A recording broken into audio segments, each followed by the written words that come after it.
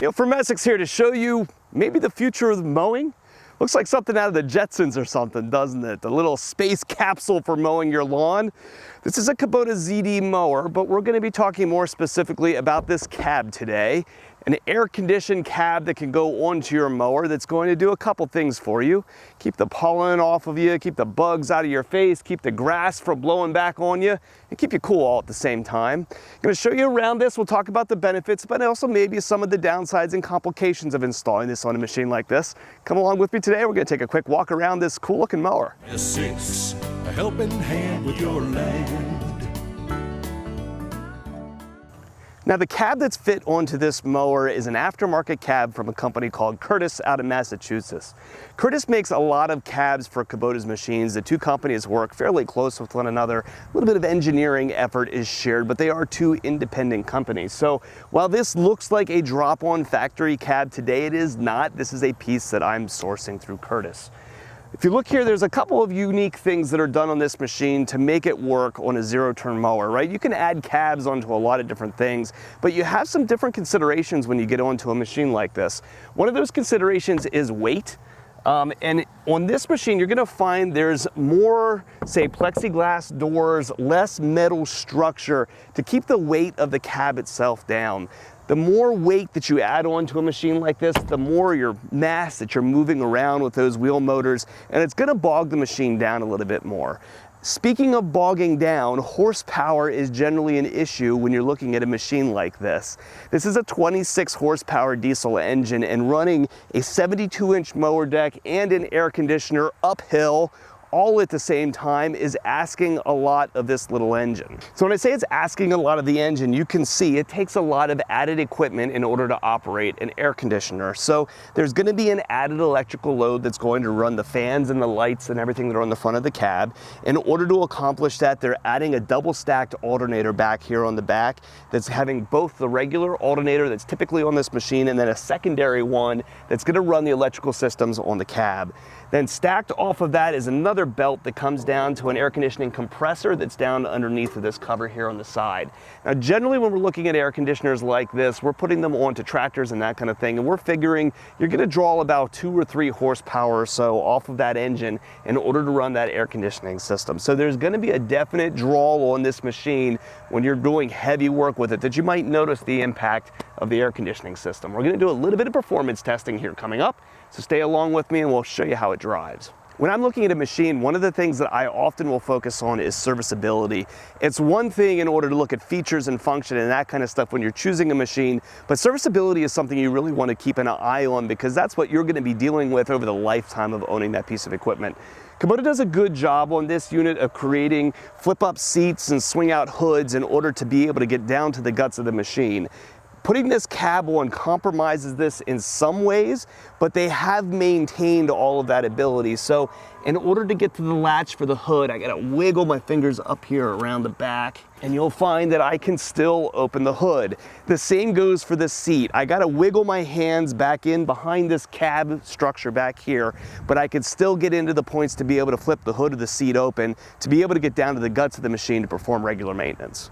There's two things here on the front of the cab that are optional extras that I have on this machine. One is going to be this windshield wiper. There's even a washer fluid bottle here in the back that you can run some washer fluid to keep your sight lines clean out the front, and also these work lights up here on the top. I actually will mow at night periodically or at times approaching dusk, and so having these LED lights up here in the front illuminates the area in front of you so that you can continue mowing. For a long time, I've discouraged adding cabs onto tractors and a lot of other equipment because adding aftermarket cabs is going to come with a certain amount of drawbacks, particularly in terms of noise. Usually, I'd say most of the time when you're out running a zero-turn mower, you're generally going to have to wear some kind of headphones, and that's going to maintain here with the cab as well. When you close those doors up, it's going to be pretty loud on the inside.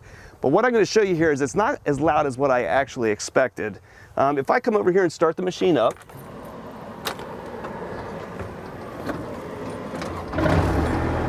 run this up to full throttle, and walk around here to the back with my dB meter, you'll see there that I'm sitting right about 95 decibels right over top of the engine, kind of where your head would be when you're mowing. Now if we come over here and we get in the cab, Close the doors. I'm at 89 decibels. So surprisingly enough, they've accomplished something here that I find usually is really difficult to imagine, right? By adding an enclosure on top of the machine like this, they have not raised the noise level significantly. Now, kicking the mower deck on is going to add to that number. It pushes it up to about 95 or so. That is a point that, say, the ocean numbers would say you're good for about 45 minutes in here before you can start doing hearing damage. So I'm still going to encourage most people when they're in a cab like this to wear some kind of hearing protection. I wear a set of 3M work tunes when I go out and mow the grass anyway. So putting a cab on like this is not going to be, say, whisper quiet. Not like driving around your yard in your SUV, or even like a lot of the bigger factory cab tractors. A lot of those machines are in the low 80s as far as dB levels go. They're definitely a lot more comfortable to be in. Even at working levels on the RPMs and stuff, you don't usually have to wear hearing protection in there. That's not the case here. You're still going to want to be in here with a set of headphones. So there's a couple things we're going to play with here today. First is the air conditioning itself. Up here behind me is where the air conditioner unit is itself. There's an outlet here at the top that the air blows out of, and it's going to help keep the cab cool. Now, in a way, I'm sitting in a little greenhouse here too, right? You can take a flap, a vent to direct the air here on the back, and actually point it down at yourself. So even, I just got in here and closed the doors.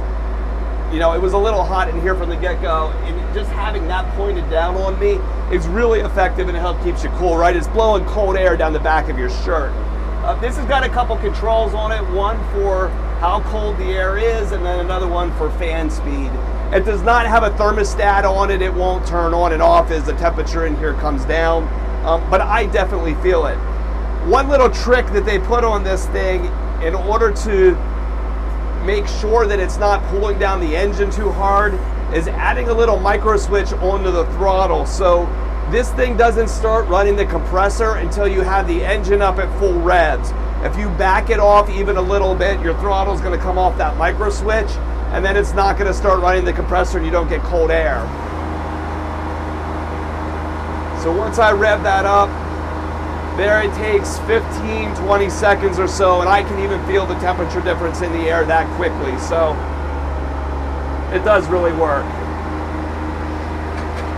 Now the one concern we have here is horsepower. Now I'm doing this in basically October. We don't have thick, heavy grass at this point. If I take the machine here, and I'm going to set my mower deck down really low so I'm basically scalping the grass to try to get myself a good load on the machine. You can hear my engine there working a little bit. I'm going at what would be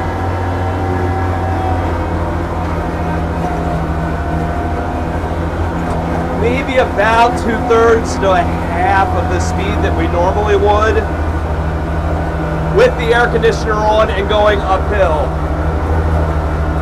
So you can see there's a point here that, yeah, see, I got to slow down to pull the hill.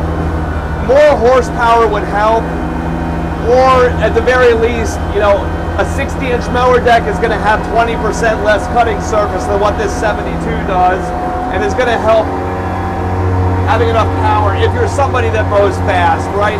I don't love to fly around because I get jostled around so much. My yard's pretty rough. Coming downhill makes a big difference.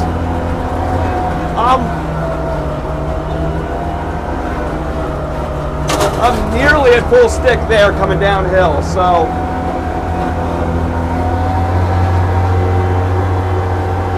Now we're going to do the same thing here, reach back and turn off the air conditioner.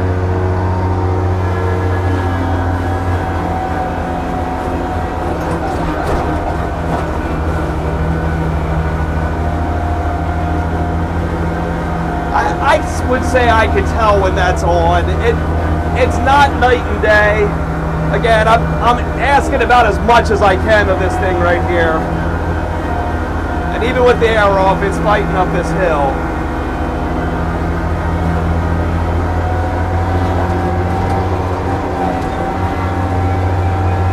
Get a beautiful cut.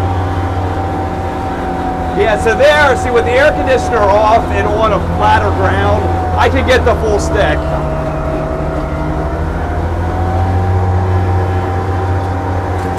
so you know the air conditioner's there. So again, power would help.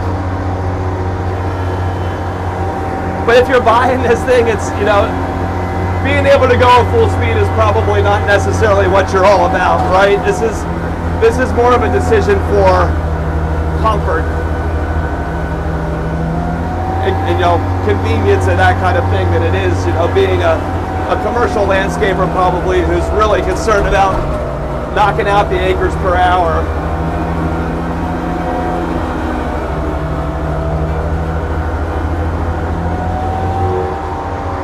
Now if I go to, I'm going to stop scalping the ground here and go to more of what my normal cutting height is.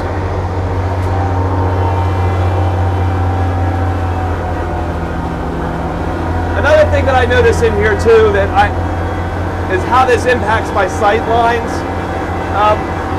Out the front, it's really good. I can see very nicely. The corner posts up here aren't so big that they give you blind spots and stuff in the front. I do lose a little over the corners though because of this thing here behind me. I can lean out to the left and the right and be able to see behind me well, but if you're concerned of something behind you, you can't turn your head and see completely behind you in one shot. You gotta check both sides if you're worried about something behind you. I'm actually starting to get a little cold. I mow at home right now with a 30 horsepower gas zero turn, 72 inch. And the torque from this is good. I don't feel like I have quite the power that one does, but again, we're asking a lot of this thing, right? If Kubota came out with a good like 35 horse diesel, this would be perfect. That's neat there. When I throttle down there, I can hear it come off of that micro switch and shut the air conditioning compressor off. So really all told, running this thing around, I don't feel like this cab structure compromises this machine too much. Obviously there's times that you can hear the engine tone here on the video. I'm sure that we're asking a lot of a 26 horse engine in order to do all this at one time, but it is still very functional, right? As long as you're not trying to set land speed records with this thing, you're really good to go. And most of the time, this isn't a machine that you want to go super fast in anyway.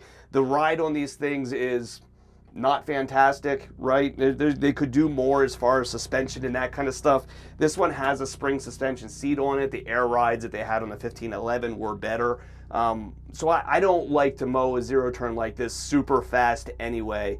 Where some of those other machines, like Ferris is another brand that I also sell that has, you know, spring suspension on it. That brand does a fantastic job of suspension. So you want to slow down on this one anyway.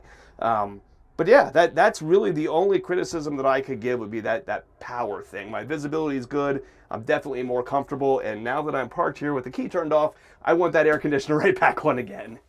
So that's a little bit on the Curtis cab to go into the Kubota ZD series mower. I think a lot of you might look at this in different ways, right? You could look at this and laugh and think that it's utterly ridiculous and who would spend this amount of money to put an air-conditioned cab on their mower? There are some silly things about it. At the same time, if you live in a really hot climate, or if you're like me and you suffer horribly from seasonal allergies, or you're mowing for a long amount of time and you got 8 hours in the seat every day and a little bit of comfort is worth some dollars to you, there's a definite customer for this machine, and this cab, as unique as this is. This is really today one of the only machines, to my knowledge, the only machine on the market today where you could take a zero-turn mower and have this kind of capability. So I think it's really cool to see Kubota and Curtis coming together in this way to be able to offer a really unique product that doesn't exist elsewhere on the market. And even if it's a little expensive, the fact that it exists to me is really cool. There's obviously a lot of engineering that went into making this thing work, and it's got a couple of compromises you're going to when you pull this off like this, but at the end of the day, I think it could bring a lot of value to a lot of people. So if you're shopping for a piece like this and we can help, or if you have parts and service needs for a machine you've already got, you can just call at Messick's. We're available at 800-222-3373 or online at messick's.com.